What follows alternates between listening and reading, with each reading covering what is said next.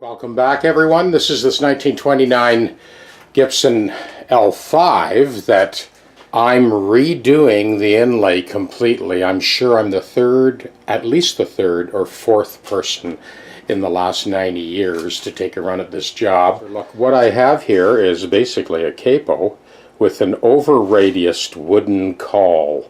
I doubled them up on these wider inlays. It's about an 8-hour set, but it's 36-hour cure.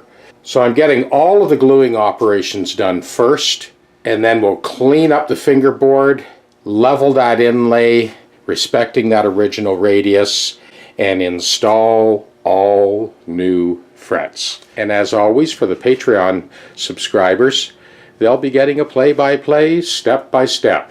So at the top end here, I have a hockey puck, my cam clamp, and then I've bridged those two inlays and flexing that inlay down tight. So we'll let that set overnight and have a look in the morning.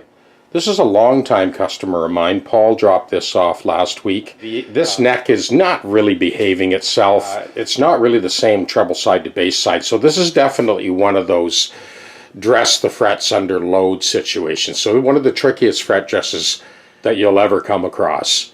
And again, as always, you get a detailed play-by-play on the Patreon channel. Thanks for your support. Cheers.